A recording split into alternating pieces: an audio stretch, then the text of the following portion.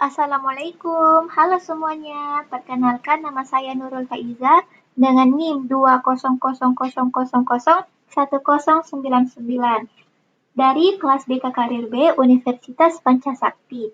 Di sini saya akan menjelaskan mengenai teori batasan dan kompromi oleh Gatfredson.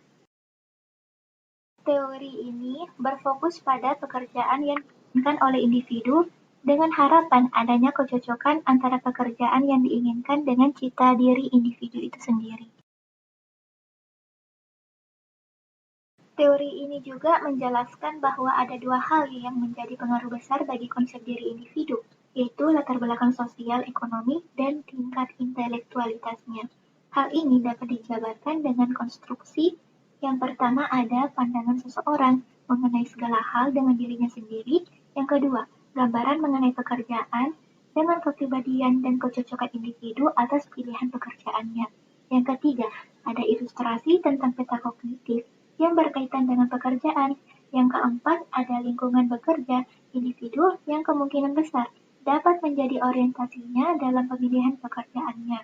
Dan yang kelima, ada proses penyempitan ruang lingkup dan wilayahnya mengenai pengambilan keputusan terkait ruang sosialnya serta alternatif lainnya. Dan yang keenam ada kepuasan individu mengenai pilihan baiknya meskipun bukanlah yang terbaik. Dan yang ketujuh, ada kemampuan penalaran individu meningkat seiring bertambahnya usia dan merupakan kompetensi mental pengembangan peta kognitif yang di dalamnya terdapat pekerjaan dan konsep diri yang berkaitan dengan pemahaman individu terhadap dunia kerja. Dan yang terakhir, ada individualitas seseorang berkembang sebagai proses memahami dan pembentukan diri. Dan yang kesembilan terakhir, yaitu proses penghilangan keinginan pekerjaan yang dilakukan individu dikarenakan hal tersebut tidak dapat diterima. Adapun tahap perkembangan dalam teori ini, yang pertama ada orientasi ukuran dan kekuatan yang berusia pada 3-5 tahun, yang dimana anak-anak mulai mengasosiasikan kekuatan dengan dewasa daripada sihir dan dengan peran kerja yaitu menjadi orang besar. Dan yang ke tahap kedua itu ada orientasi peran gender, yang dimana sekitar 6-8 tahun. Pada tahap ini, anak-anak mulai memahami konsep antara peran gender dan stereotip yang muncul-muncul. Tahap ketiga, orientasi penilaian sosial, sekitar umur 9-13 tahun, dan di mana pada tahap ini, individu sudah dapat menemui tantangan yang lebih luas dan peranan pekerjaan, dan mampu membedakan secara lebih abstrak. Dan yang terakhir, ada tahap orientasi diri internal yang unik, sekitar umur 14 tahun ke atas.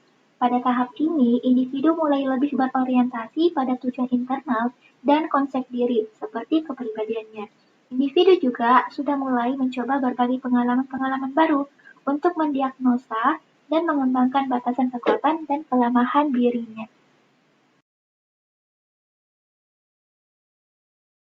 Adapun 4 prinsip dalam teori ini. Yang pertama ada prinsip pentingnya gender, yang dimana pengembangan prioritas bersyarat kepada prestasi dan jenis kegiatan pekerjaan, tergantung pada tingkatan keparahan kompromi yang diperlukan.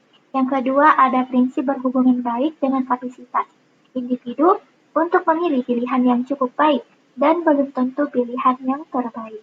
Dan yang ketiga ada prinsip ini berlaku ketika tersedia pilihan tidak memuaskan individu dan mereka menghindari berkomitmen untuk pilihan lain dalam proses ini. Dan biasanya disebut dengan prinsip Steffi atau tidak cukup baik. Dan yang keempat ada akomodatif untuk berkompromi, yang merupakan proses melalui di mana individu menampung bahkan membuat kompromi besar. Dalam kasus tersebut, kepuasan mereka akan tergantung pada sejauh mana mereka mampu melaksanakan yang diinginkan di lingkungannya.